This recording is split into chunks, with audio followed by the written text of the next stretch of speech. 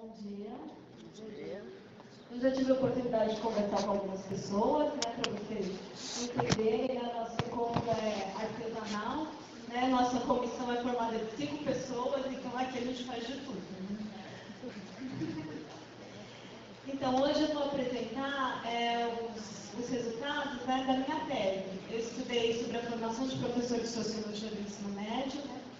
E antes de falar do meu trabalho, falar um pouco da minha formação, que na verdade é parte também da formação de vocês, da minha trajetória. Né? Então, eu sou hoje coordenadora pedagógica da rede municipal, fui professora do Estado, contratada, né? 2 anos, depois eu ingressei na Prefeitura de São Paulo, fiquei por 8 anos como professora de Geografia, concursada. Algumas pessoas me perguntam, né, como que o concurso aceitou, mas enfim, como licenciada em Ciências Sociais, eu fiz o concurso e fiquei como professora de Geografia, né, até a 8ª série, da 5ª à 8ª série. Depois, em 2010, fiz o concurso para coordenação e estou na coordenação desde 2010 até agora. E nesse processo fiz, né, Ciências Sociais, fiz pedagogia, fiz mestrado sobre sociologia, também em cima de sociologia, e terminei doutorado no ano passado. Então, hoje vou falar da minha tese.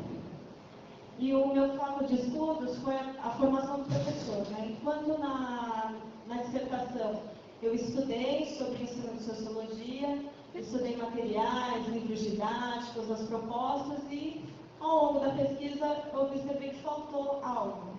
Faltar algo é falar da formação. E daí, no doutorado, me dediquei a isso. E o meu foco, né, meu objeto de estudo foi a licenciatura e o bacharelado de Ciências Sociais aqui da universidade. Então, a maior parte de vocês, né, ou grande parte dos presentes, tem essa formação. Então, eu estudei o currículo da Universidade de São Paulo, de 1934 até 2012.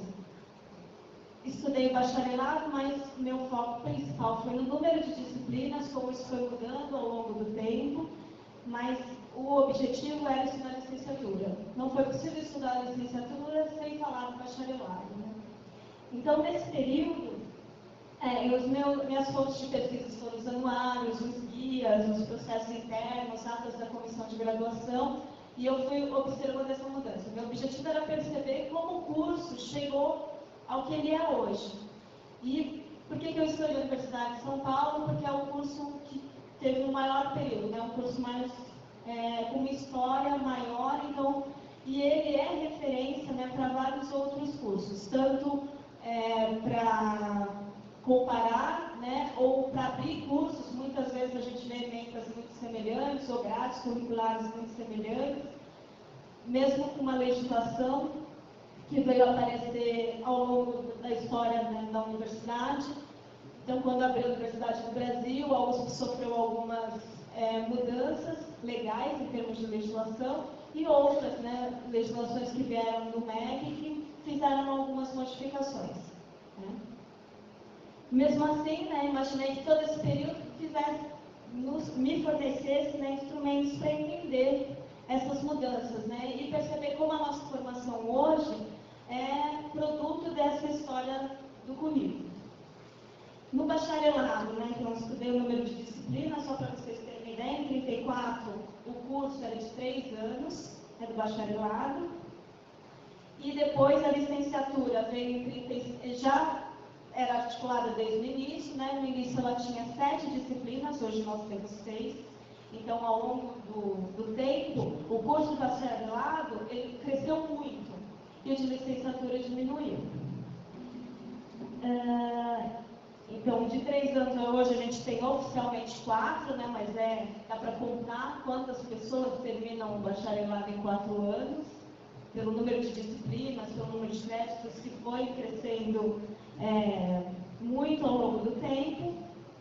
E a gente tem a grande reforma também de 42, que daí tem a maior mudança, né, de 3 anos para 4 anos. Se a gente pensar no período, mas o número de disciplinas foi crescendo ao longo do tempo até chegar nos créditos que a gente tem hoje. Tá? E é uma discussão que a gente já teve, né? Tem muitos trabalhos que falam sobre isso, sobre como o bacharelado tem uma falta de perspectiva profissional, né? Então a gente ingressa em ciências sociais e, se a gente pensar em mercado de trabalho, em formação, né? O que a gente fala, né, pesquisa, então vou para pesquisa, mas que pesquisa que existe além da pesquisa acadêmica na área de ciências sociais, ela é muito restrita e às vezes ela é feita por outro profissional. Então, o pesquisador que pode ser contratado por uma empresa para elaborar pesquisa ou para fazer grandes projetos de pesquisa, não necessariamente é o sociólogo que está encabeçando o projeto ou faz parte da equipe. A gente pode ter matemáticos, enfim, uma gama de profissionais que não necessariamente são cientistas sociais. Então, ao mesmo tempo que a gente está em formação e tem essa fala não se concretiza quando a gente termina o curso. E ao término desse curso, ou concomitante desse curso, a gente tem a licenciatura. E a licenciatura a gente descobre quando chega aqui na Faculdade de Educação. Aí que vai se falar em ser professor, ou que existe essa possibilidade, que é a licenciatura, de daí se ter uma formação profissional e ter dar função para essa formação, né? Não sei se é exatamente essa palavra, né? Mas o que a gente pensa além da academia, a gente está aqui no curso de licenciatura, né? Então, quando a gente se vê professor, a gente começa a pensar em questões que não foram discutidas ao longo do curso. E quando eu estudei, né, o curso, esse currículo de ciências sociais, então é uma coisa que a gente já observa como aluno, né, essa falta de diálogo entre o bacharelado e a licenciatura, que teve estratégias aí ao longo do tempo, né, então a Universidade de São Paulo tem uma disciplina que inicia nessa formação da licenciatura já na outra unidade, né, da Faculdade de Filosofia. Mesmo assim, esse diálogo ainda não existe, né? Falar da profissão professor não acontece no bacharelado e com o tempo a gente vai achando isso natural. A gente só se pergunta quando chega aqui, quando chega de fato na licenciatura e falar: seis disciplinas são suficientes para chegar na sala de aula e fazer, e ser o profissional, ser o professor? Então, essa era a pergunta que eu tinha. E ao longo da pesquisa, né, eu fui vendo como a gente vai se moldando, né, nesses papéis. Então, o papel de sociólogo, o papel de professor, que é uma discussão antiga já, mas que não é resolvida. Então, a gente vai estar lá no bacharelado com aquele monte de matérias, monte de disciplinas, muito conhecimento, e a gente acaba associando essa ideia de ser bacharel com os altos estudos. Isso vem desde a proposta da universidade, do curso, quando abriu o curso de Ciências Sociais, ou todos os cursos da Faculdade de Filosofia, o propósito era, a Faculdade de Filosofia, ter como foco o conhecimento e os altos estudos. E ao longo do curso a gente vai entendendo isso, sofre, né, no começo, nos primeiros anos, fica se perguntando por que eu não li antes de chegar aqui, por que eu não tenho essa formação, sempre tem essa falta, fico lá correndo atrás das leituras complementares e me perguntando que eu estou sempre atrasado, que sempre me falta essa formação. Quando eu chego na licenciatura, começa aí um debate profissional, de ser professor, e quando eu chego lá, na escola, quando eu vou para esse exercício profissional, me pergunto: e agora? Aquele conhecimento que eu tenho, né, dos altos estudos como sociólogo, que eu faço quando a gente consegue se perguntar isso, né? E quando não, a gente acaba ali fazendo um mini curso de ciências sociais para os alunos do ensino médio, porque a gente não consegue pensar em como esse conhecimento que eu tenho pode chegar a esse aluno de ensino médio, e a gente acaba reproduzindo, a gente muitas vezes se vê, né, então, não só na bibliografia que eu estudei, nas referências, né, tem um trabalho do Almeida, que ele fala isso, né, ele estuda bastante os ingressos, né, os alunos que vêm de camadas populares. E como eles têm esse sofrimento, né? Então, fez o grupo focal com alunos da contabilidade, da física, da letras, e as pessoas falam isso no início, né? Dessa dificuldade de estar aqui, de ter horas de estudo, de usar a biblioteca, então articular, porque a biblioteca é um espaço de estudo, mas eu tenho que chegar antes para estudar, e daí se eu vou para a aula sem ter estudado, não consigo acompanhar, e com o tempo, faço primeiro, segundo ano, eu entro nesse molde. Eu assumo que é esse conhecimento das ciências sociais, eu assumo que é isso que o cientista social tem que saber, e acabo produzindo, sendo reprodutor disso. E esses papéis, né, o que é o mais preocupante é chegar com essa concepção na educação básica.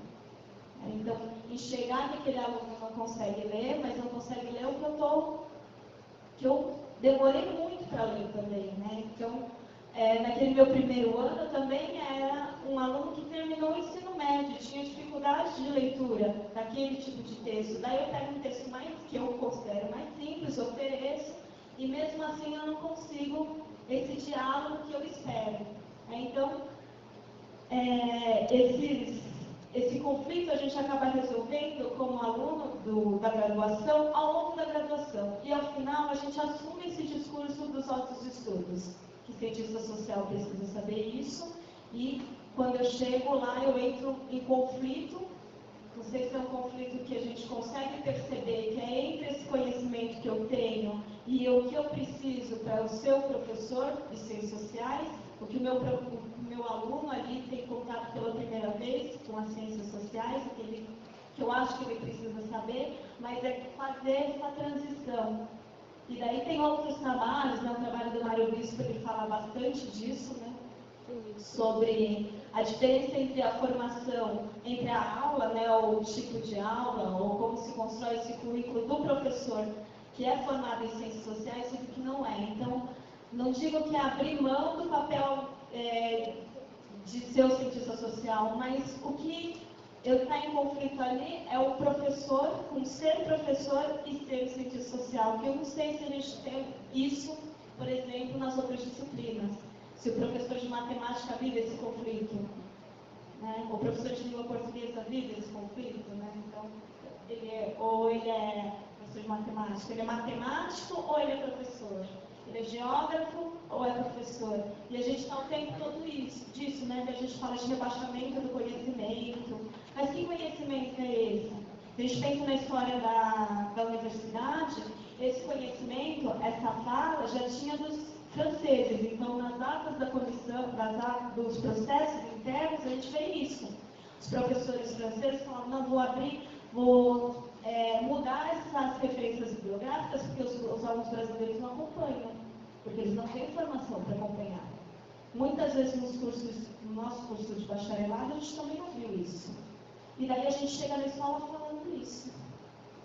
Meu aluno não tem conhecimento para ler isso, ou para ter esse tipo de formação. Então a gente acaba reproduzindo, né? De alguma forma, isso exigindo o que a gente foi exigido. E a gente sai com essa categoria de vencedor. Se eu conseguir criar esse molde, ser um intelectual ou ser um cientista social com todo esse conhecimento, então eu vou dar caminhos para que meu aluno seja também. Eu acho que ainda a gente resolve esse conflito de maneira individual, mas não pensa na formação. Onde está o problema? Porque o indivíduo que vai resolver, o indivíduo que termina o curso, ele de alguma forma resolveu o problema, individualmente, mas a gente não resolve o problema pelo curso. Se a gente pensa na formação de professores, o curso não nos dá, pode começar essa reflexão sobre o que é ser professor, o que é ser professor de ciências sociais, o que é ser professor de sociologia, né? Enfim, esse debate ainda tem muito ainda que caminhar, mas a gente não pensa, porque a gente tem os conhecimentos, ou quando a gente está aqui, a gente sente que falta conhecimento para acompanhar o curso, eu preciso ler mais, só que quando eu chego na escola, não. Eu defino o que o aluno precisa saber, e o que foi discutido ontem aqui, né, na abertura, falando que os próprios alunos daqui, quando criam o plano de aula, são planos de aula diversificados, porque no fim a gente tem uma formação diversificada. A gente está lá no bacharelado, tem a formação lá nos 2 primeiros anos das obrigatórias, depois cada um vai escolher as suas optativas de acordo com a preferência ou o interesse. E monta seu plano de aula da mesma maneira, de acordo com o interesse, com a bibliografia que acha mais importante, mais relevante, e chega lá na educação básica com isso. Então, eu adoro esse texto, vou levar. Daí é aquela decepção, né? Quando eles não estão nem a fim de ler, nem de discutir. E a gente tem que pensar qual é a transição disso, qual é a minha história desse conhecimento, né? Como que eu fiz para chegar até aqui e como eu entrei de alguma forma em um molde, e se eu quero fazer isso na educação básica. Então, quando a gente pensa nos seminários, enfim, né, a gente vai discutir isso nos grupos de discussão. Quando eu penso na ideia de seminário, a gente cria 1000 justificativas, né? Fala, não, mas ele vai para o ensino superior, ele tem que aprender comigo como faz seminário. Aí, será que é isso? Será que a gente define um caminho? Será que é essa a função das ciências sociais dentro da educação básica, da instrumental, para ele... Será que dá também, né? Tem que discutir isso. Será que o seminário tem essa função? O que é mais relevante na educação básica? Como o professor de ciências sociais, qual é o meu papel lá dentro? Será que é isso? Então, de alguma forma, a gente está reproduzindo vivências que a gente tem na universidade, falando que a gente usa o ensino médio para preparar para a universidade. Será que esse é o papel da educação básica? Então, então eu vou concluir problematizando essas questões, né, que a gente tem que pensar para além do individual. Então, discutir currículo, eu discuti da Universidade de São Paulo, mas discutir quem é de outras, né, ou discutir o currículo das ciências sociais, discutir o currículo da formação do professor e o que eu faço dentro da educação básica. Porque o que vocês fazem em sala de aula compõe esse currículo, independente da proposta, dos cadernos, tal, cada um produz uma intervenção ali diferente, de acordo com as vivências, com a formação. Então, obrigada. O meu objetivo era propor algumas questões e a gente pode discutir nos grupos de discussão depois. Obrigada. Passamos agora a palavra ao professor doutor Henrique Parra.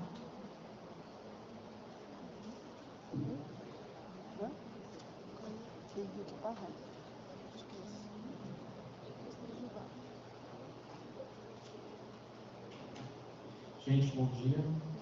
Inicialmente agradecer ao convite da Josefa e do professor Amorim para participar aqui dessa discussão com vocês e dizer que é sempre uma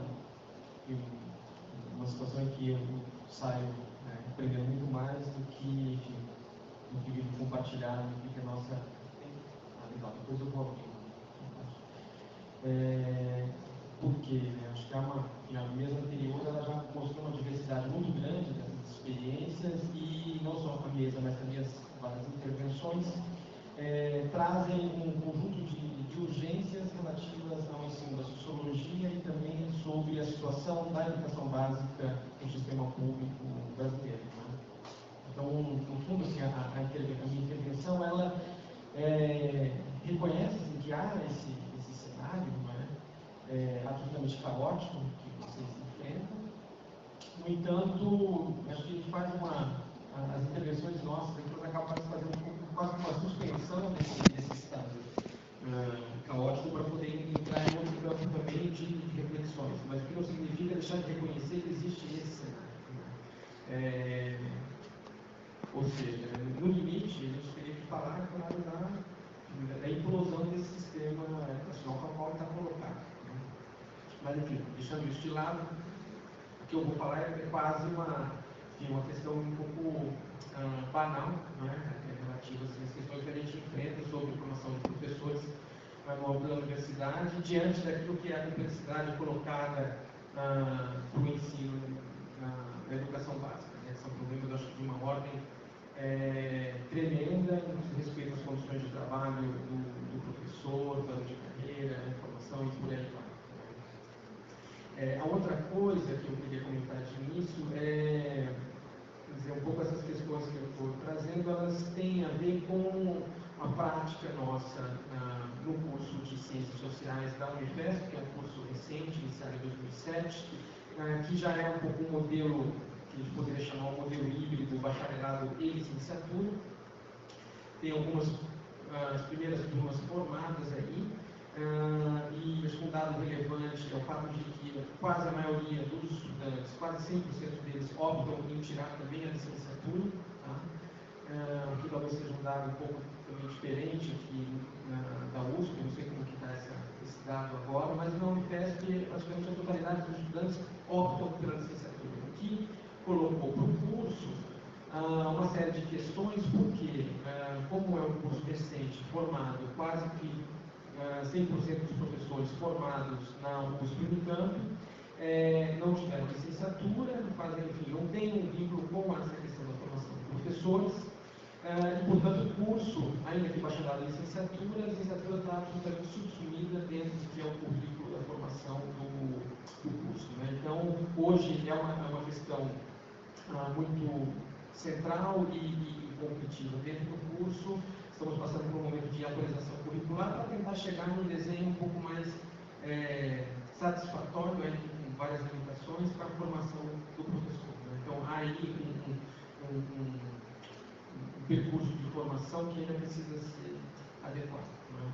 Então, enfim, um pouco à luz dessas questões que eu vou falar aqui, um pouco uma intervenção que é também um exercício de pensamento em aberto, pensamento em processo, mas vou falar menos sobre aquilo que eu acho que são os aspectos da formação do professor, mas talvez tocar em algumas questões sobre a formação do sociólogo. E aí eu fiquei muito contente com a intervenção da Cassiana, porque, enfim, eu acho que vai dialogar diretamente com a intervenção dela. Tá? Bom, eu acho que as questões relativas, portanto, dessa formação dos professores de sociologia, elas sempre envolvem diferentes aspectos, né, da formação, e a análise histórica das mudanças nos currículos, dos cursos da graduação, tanto no bacharelado como nas licenciaturas, indicam os diferentes princípios e abordagens que nortearam a formação dos sociólogos e dos professores, e também as disputas internas do desenho dos cursos do bacharelado e licenciatura. E aí eu acho que a tese de doutorado da Cassiana é um ótimo exemplo desse percurso, né? Mapear isso no âmbito do curso da USP. Seja nas licenciaturas plenas, nos bacharelados com posterior formação complementar para a obtenção da licenciatura, ou ainda nos atuais modelos híbridos de dupla habilitação, bacharelado e licenciatura, há importantes diferenças e continuidades de disciplinas, conteúdos e práticas.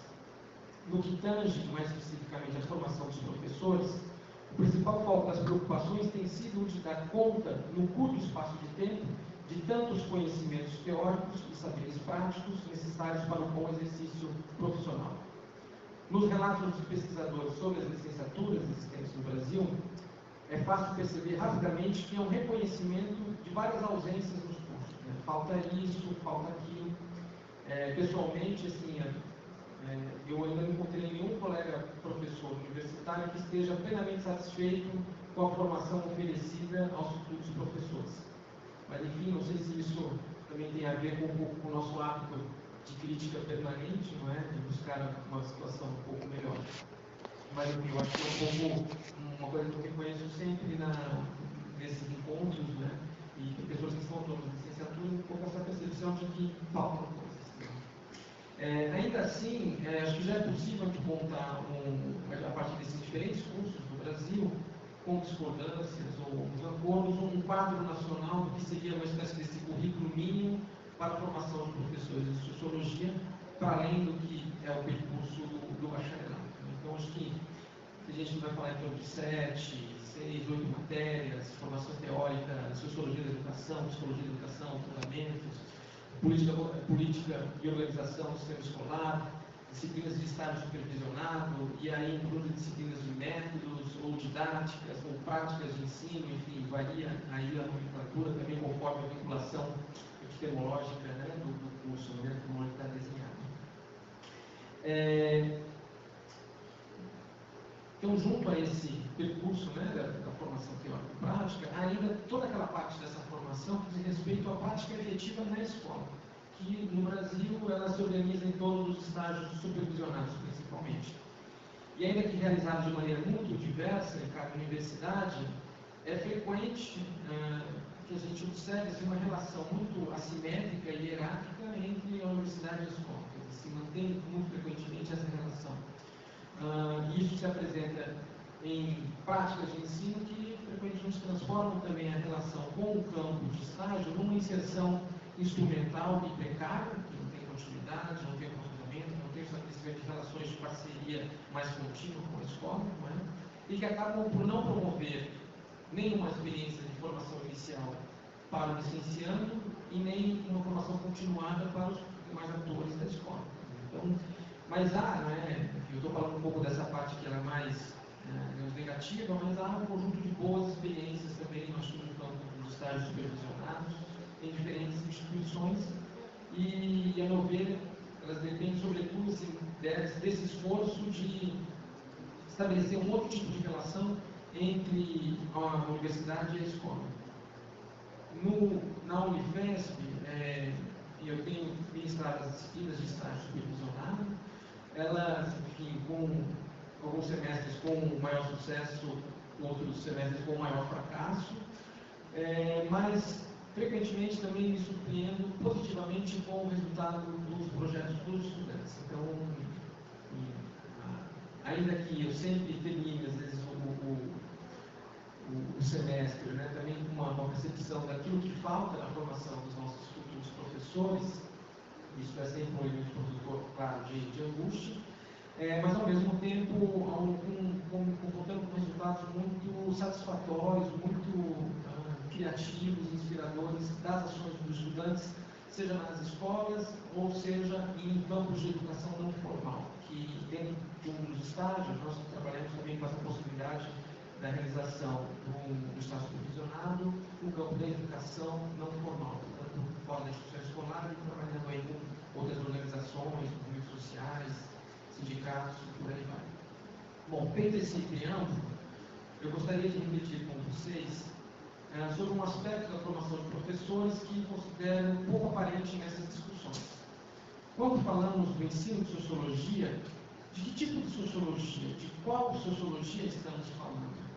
Não digo aqui de qual vertente teórica, qual paradigma, autores ou conceitos devem ser tratados, ou qual deve ser a composição do currículo de sociologia para o ensino médio. Não é disso que se trata.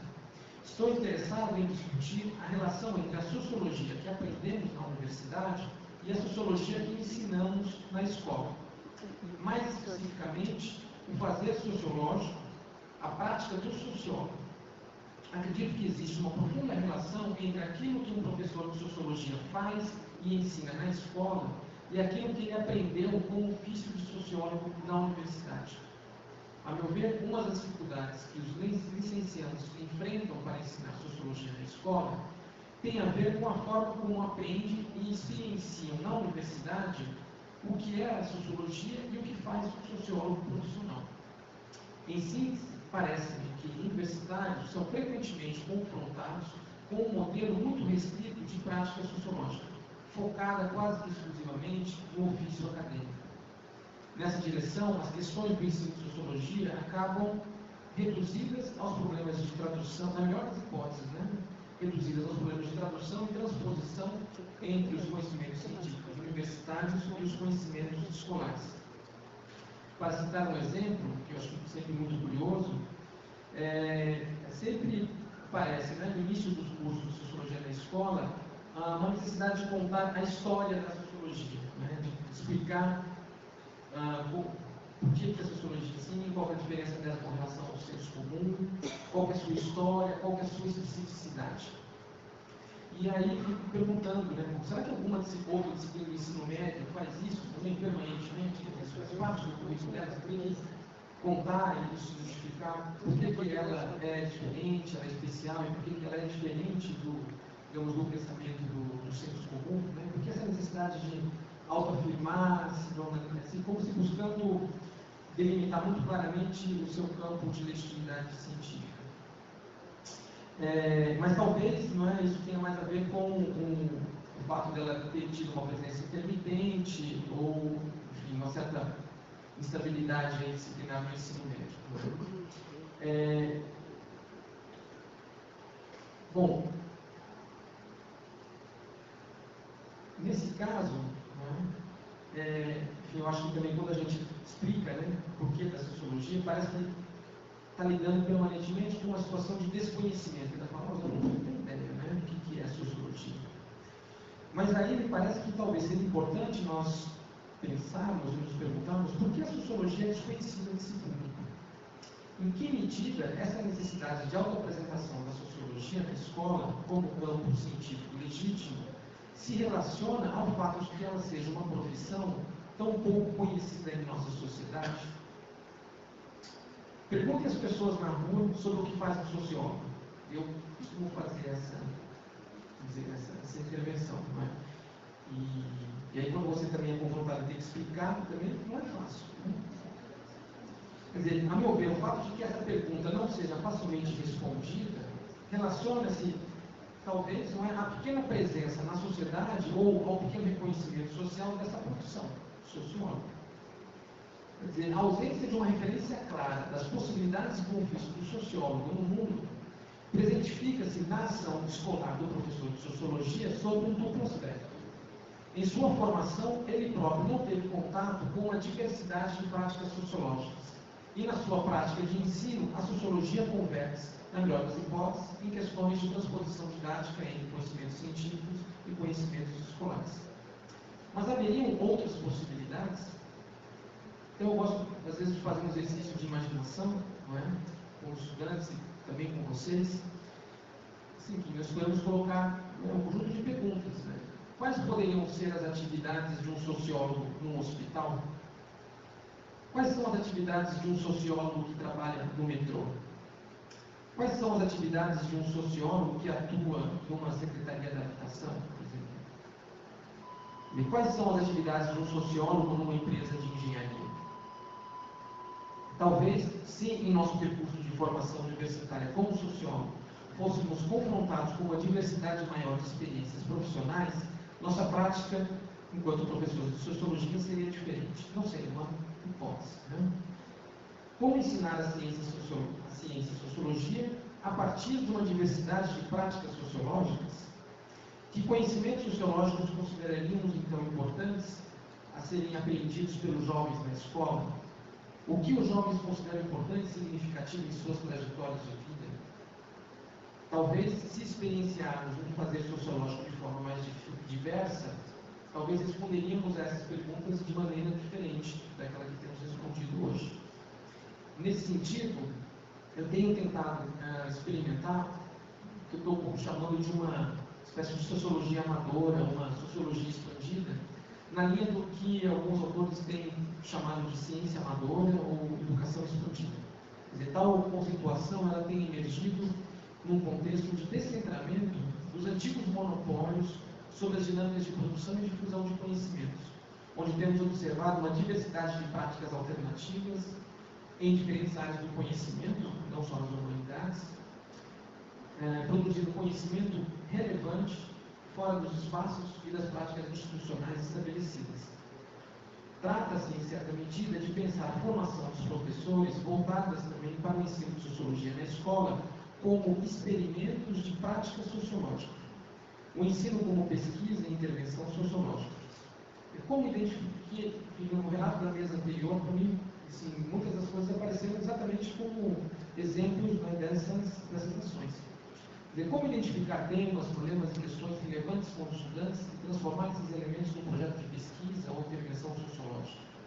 Mas para isso, seria também necessário repensarmos o que aprendemos como fazer sociológico em nossas graduações. Por fim, essa não é uma proposta de formação exclusiva.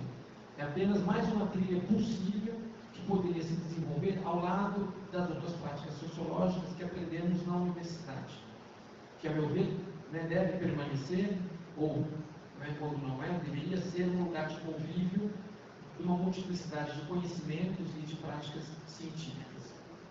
E aí, para concluir, o que eu acho que estava estou tentando colocar em relação, é justamente a forma como o ensino de sociologia na educação básica também se relaciona com a presença e a atuação do sociólogo na sociedade. Algumas áreas de conhecimento, acho que já fizeram uma decisão, não sei se exatamente estratégica, mas tem a percepção clara de que, para se legitimar como campo científico, ela deve atuar em duas frentes, tanto na sua presença como campo profissional na sociedade e presente no campo da educação básica. Né? Ninguém questiona por que a matemática é importante, por que o português é importante, por que a biologia é importante. Enfim, será que isso também não tem a ver, não só com o campo de conhecimento específico, mas também com a forma como essa profissão ela existe na sociedade? E era isso, gente. Obrigado.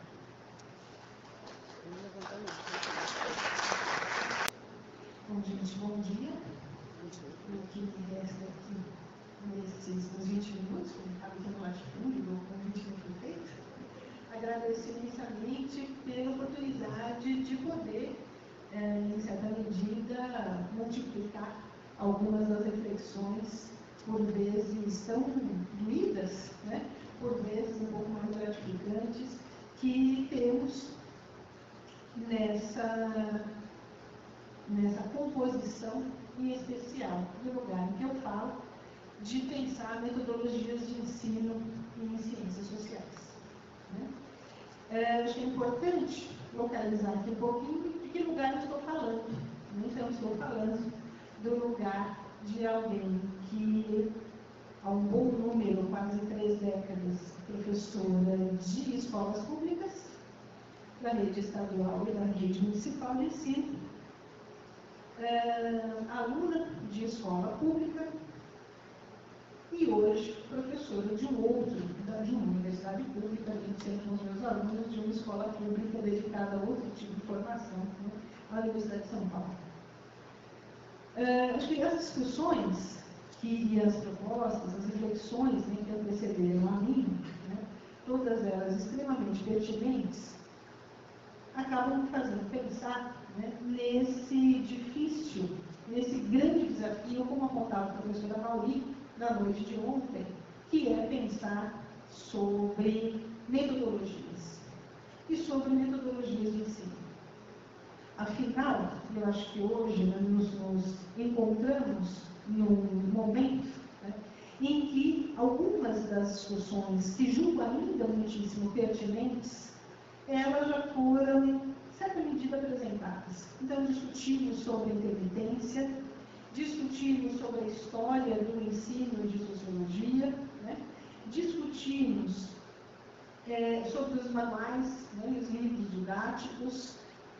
Várias foram, né, várias são as pesquisas que têm nos apresentado diferentes aspectos e diferentes possibilidades da presença dessa disciplina compondo o nosso dia a dia, dessa disciplina escolar compondo o nosso dia a dia. Como o professor Henrique, como a Cassiana bem apresentaram, né, há de se pensar nessa como uma disciplina escolar. E o que é pensar essa disciplina escolar que passa a entrar sofrer, né, e apresentar-se como num território de grandes disputas, ora pela presença, ele fala da manhãzinha, né? Alguém, eu peço desculpas, não me recordo mais o nome, dizia do que significa ter a disciplina em uma aula hoje, a professora Carolina, né? 2 aulas e nós nos apresentarmos nesse campo de disputa em que alguém vai dizer, bom, mas uma aula foi retirada. Né? O que significa isso no campo e o que significa isso para a gente pensar condições de trabalho, o que significa isso para pensarmos na nossa formação propriamente dita. Né? Nesse caminho, né, pensar, e não se trata aqui de uma sessão de desabafo de 2 segundos, mas pensar na faculdade de educação e pensar, isso é um exercício constante, não posso deixar de dizer, né, o que significa, professora Márcia. trabalhando no curso de licenciatura na Faculdade de Educação da Universidade de São Paulo. E aí eu me reconheço em grande medida na pesquisa da professora Cassiana. Né? Nessa disputa, já também apontado também no texto pelo Amaury Moraes, né, sobre o que é bacharelado, o que é licenciatura, e o que somos nós como professoras e professores quando discutimos, afinal, o que é que vocês estão fazendo aqui ao saírem do bacharelado e virem para cá. Não são raras as vezes em que ouvimos respostas, né, tal como quem não conhecer um pouco sobre a educação professora. Né? Quero saber um pouco sobre isso, mas afinal não é essa a profissão. Ser professor e ser professor de sociologia, para nós, graduados, bacharéis, em especial na Universidade de São Paulo, sem dúvida, como bem apontou Henrique e a Cassiana, né, não estão nos nossos, não se encontram no nosso horizonte de formação. Não é exatamente isso que esperamos. Então, é desse lugar, né, acho que é interessante, porque o Henrique chamava a atenção. Bom, na Unifesp todos optam, um bom número, quase a totalidade, pela licenciatura e serão professores. Eu estava baixinho para o Henrique, os egressos. Vocês têm os números já? Né? E aqui, né, nós optamos não pela licenciatura, né, por outras tantas possibilidades, né, e isso vai ao encontro daquele que foi apresentado anteriormente. Isso implica grande urgência em pensarmos sobre esse processo de formação, em pensarmos o que é e o que são as ciências sociais. Né, e eu falo deste lugar aqui. Né? Em pensarmos nas práticas pedagógicas, na docência propriamente dita, num curso de licenciatura, em que 6 disciplinas são destinadas a essa formação de professores. Destas 6, 2 são destinadas à formação e à discussão sobre as metodologias de ensino. Tem tomado para mim, e aí faço um reporte, né, tem tomado para mim uma questão que julgo fundamental, que é pensar as práticas pedagógicas, né, e que é pensar nelas a partir dos recursos didáticos das aulas de sociologia. Vejo isso como fundamental, não só para compor a minha disciplina, né, compor as aulas. Tenho que dizer que isso é um desafio gigantesco, seja pela separação, para ser generosa, entre bacharelado e licenciatura, seja porque como é que é pensar recursos didáticos, materiais didáticos para compor as nossas aulas. O grande desafio, entre eles, um dos grandes desafios para mim, é pensar numa série de recursos, ainda que de forma, tem que fazer essa avaliação, né, tão incipiente, dentro dos limites do tempo, cinema, literatura, grafite, etc., como recursos que podem ser explorados em aula, mas ao mesmo tempo que penso, posso vir a consolidar também, né, a própria disciplina, mas que ao mesmo tempo não deixem de apresentar e de respeitosamente apresentar essas tantas linguagens. O grande desafio, quando pensamos em recursos didáticos, é nós pensar que os mesmos servem como veículos para determinados conteúdos, mas que os mesmos portam e se comportam como linguagens, com suas especificidades, com suas características e, muitos diriam, com suas gramáticas próprias que exigem de nós e exigem do profissional que atua na educação certo conhecimento sobre as mesmas. Cinema não é um mero recurso didático, penso eu. Fotografia não é um mero recurso no sentido de ser só um veículo de conteúdos, mas exigem daqueles que trabalham com eles que pensem sobre, que reflitam sobre, e que façam do próprio recurso um problema junto aos seus alunos. E nisso, já vou eu, né, falar de recursos, eu já sabia mexer na editora.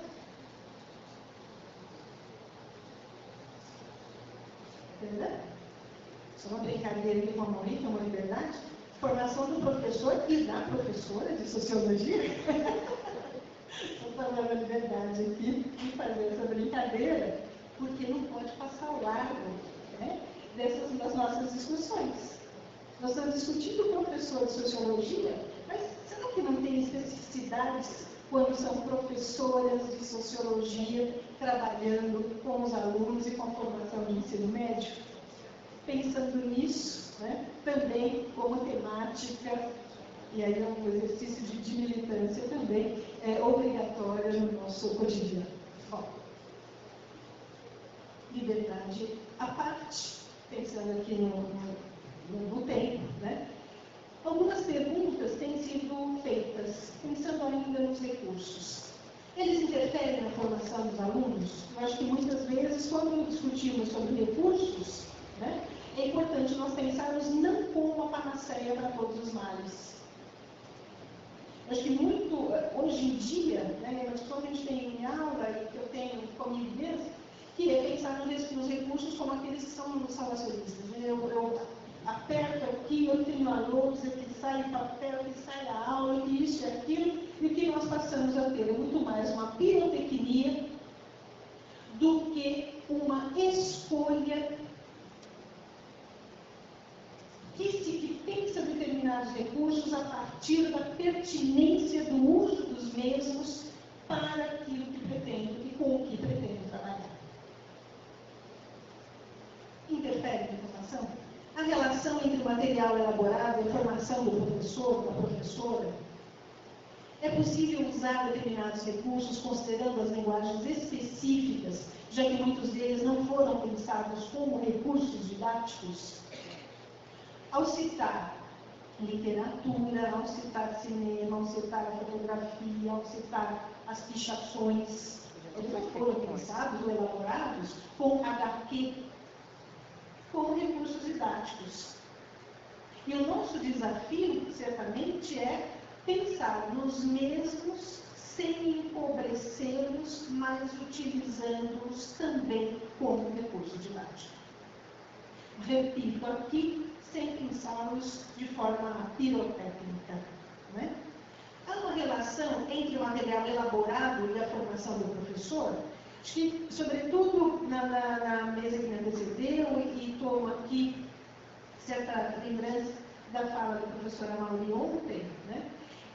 Para mim, pensar em recursos é pensar, certamente, formação de professores e professoras, mas é pensar nesses professores e professoras como aqueles que, ao escolher determinados usos e fazer uso de determinados recursos, guardam em si processos de criação. Acho que é fundamental sublinhar, né, que há, e aí, enfim, penso conjugar isso com os meus colegas, mas sublinhar que é uma perspectiva aqui de formação de professores que parte também desses profissionais que trabalham na educação. Que tem uma perspectiva que considera a poiesis o ato de criação dos docentes. Há um processo criador, criativo, no uso, na elaboração, na busca, na investigação, em suma, naquilo que foi dito anteriormente. Né? De pensar nesse professor não como um mero refém de sistemas apostolados de ensino, não como um mero refém do que dizem para que eu faça, né? Mas como aquele que também, essa palavra eu penso que é bastante desgastada, né? Não como um protagonista, né? Mas como aquele que é e que guarda a autoria dos seus processos, daquilo que é planejar suas aulas, elaborar suas aulas. Então, nesse sentido, né, essa relação, para mim, entre material e formação, eu me formo à medida que escolho, e à medida que escolho, esse processo de criação penso também como esse presente. Em dois minutos aqui, que a gente já está terminando, 5? Vou começar agora a conversar com vocês. Pensando aqui, e mostro, e tenho a grata, vejo uma das alunas que participaram desse projeto aqui, de longe, vejo de longe, pensar aqui num recurso em especial. E penso que depois possamos conversar, não sei exatamente como, num recurso em especial, que é a fotografia. Para mim, particularmente, esse é um tema que me toma e que vem tomando no desejo de pensar no processo, né, de pensar não apenas na imagem propriamente dita, mas pensarmos no processo de feitura das fotografias. Isso vem, né, numa primeira pergunta que fiz e faço ainda há tanto tempo, que dizia respeito sobre os usos sociais da fotografia entre alunos e entre professoras e professores e coordenadores pedagógicos e coordenadoras pedagógicas. Então, a primeira pergunta, que penso possa estar presente no nosso cotidiano na escola. Tira-se, e a professora acaba de chamar a atenção para isso, fotografias diuturnamente. Aqui até estão sendo comedidas, porque em outros eventos eu me fotografo adultos, fotografo a mesa, fotografo de perna para o ar, e etc, etc, etc. Não precisa de um. Mas, enfim, estamos sendo, né, diz aqui. Mas o fato, e eu acho que isso pode ser problematizado, pode se fazer um problema disso, e também a professora chamava a atenção na mesa anterior, né? Posso fazer disso e com isto processos investigativos de pesquisa entre professores e alunos, entre os alunos coletivamente. Uma pergunta que me move, né? Afinal, para que fazemos tantas fotografias? Só que as mesmas podem ser observadas, como disse, já de forma tão brilhante, não vou dizer para os outros que já sabem todos, o professor Eduardo Scossoi, isso e pode ser compreendido como uma fonte documental, como um documento histórico, como representação, como metáfora. Mas para nós, no âmbito da constituição da nossa disciplina e das nossas práticas, penso que isso exige certo conhecimento, certo curiosidade por compreender indícios, contextos históricos e sociais, a própria produção da imagem, a própria produção da fotografia. Um outro desafio para mim é pensar a produção em si. E, para tanto, e conjugar a isto, não somente porque não se trata de cursos, de recursos ou sobre recursos, ou a partir de recursos, mas trazer algumas questões que penso ser fundamentais na formação dos nossos alunos, em nossa formação. Consultando as orientações curriculares nacionais, as OCMs, né, documento importante como orientação, né, tem o mérito, já disse isso mais publicamente, de ter esse professor, de apostar nesse professor, nessa professora, como curiosos e como investigadores. Por que não discutir estranhamento e desnaturalização a partir e com o uso das fotografias? E nisso, algo que para mim é ainda incipiente na minha formação junto aos alunos, e o que tivemos foi bastante, enfim, desafiador para mim, né? É pensar e problematizar práticas de olhar, diferentes pontos de vista, modos de ver já cristalizados, ainda pouco questionados na disciplina, a partir de uma técnica, de um processo artesanal de fotografia, que é o B-roll. Para mim, e digo, já disse, e digo novamente, né, é algo importante, venho tentando aprender muito com alunos, inclusive, aprender muito sobre isso, né, implica um longo percurso até a captação de imagens, implica um processo rico de seleção de lugares, de cenas, um variar de olhar que existe investigar o espaço, o ambiente, não só pelas condições de luz, que seria próprio de pensar nas fotografias, mas naquilo que nos apresenta, não só como espaço físico, mas ambiente pleno de relações. Em que o entorno social, os entornos sociais, culturais, emergem como propostas de diálogo. Como o professor Michel, não mais presente, disse, né, é pensar naquilo que muitos dos alunos nos trazem, como tantos problemas. A escola é horrorosa, os professores são horrorosos, mas problematizar a partir do ponto de vista das ciências sociais, das nossas contribuições, esses tantos problemas. E por que digo isso? Uma das, e ele traga os recortes, algumas fotos de projetos, de processos fornecidos pelos alunos que participaram de um projeto de formação de alunos de ciências sociais, que é pensar. Agora, né? Aí eu me faço assim, vira a bomba, sei lá, aquela coisa. Mas já termino rapidamente, por favor, mas pensar nesse processo. Foi embora, né? Perdão. Da adaptação de imagens não como técnica, mas pensar, por exemplo, em problematizarmos a própria escola.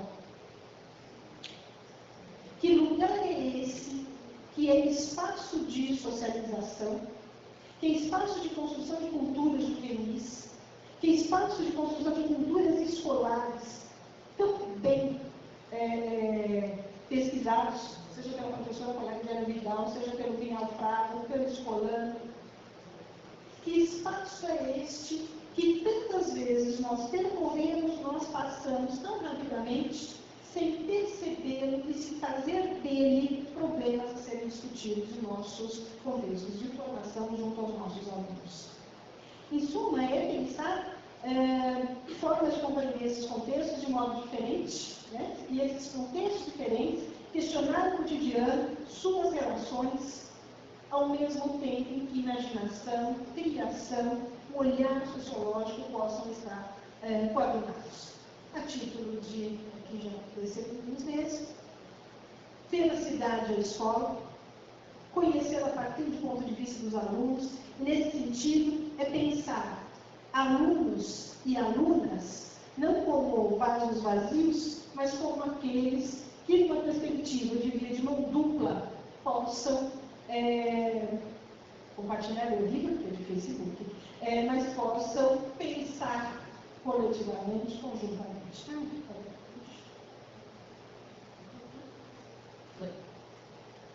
E nisso,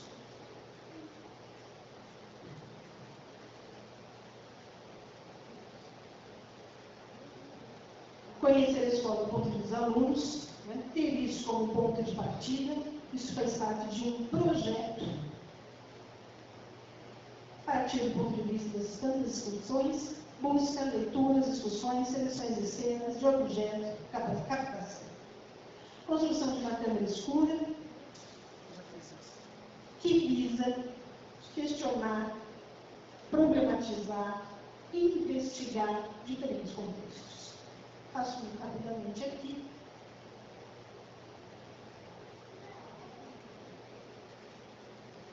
Não sei se foi a Letícia que tirou as fotos, se foi os créditos da pessoa aqui. Letícia Shimada. A construção das câmeras que podem ser feitas em latas. E segundo os relatos dos alunos que participaram, há um envolvimento e há um apropriar-se disto, que é bastante importante da gente considerar. Os alunos do ensino médio, isso que ele enviou para a Letícia, esse é o resultado, posso muito rapidamente, mas são alunos do ensino médio de uma escola pública da cidade de São Paulo, e aí a rua como um espaço também que pode ser pensado, em que podemos nos apropriar, em que podemos fotografar, em que podemos pensar né, a partir de outros tantos estudos que podem ser feitos. É um recurso didático, que a gente pode conversar daqui a pouquinho, né? E temos com isso um convite, né? Eu brincava aqui com um colega, bom, e agora, né? Depois do Facebook das câmeras digitais, vem meu até falar de um outro recurso, que para mim, particularmente, se presta como muito fecundo para o processo de investigação dos diferentes contextos sociais e de problematização sobre os modos de ver esses diferentes contextos. Em linhas gerais, é isso, agradeço as desculpas por ter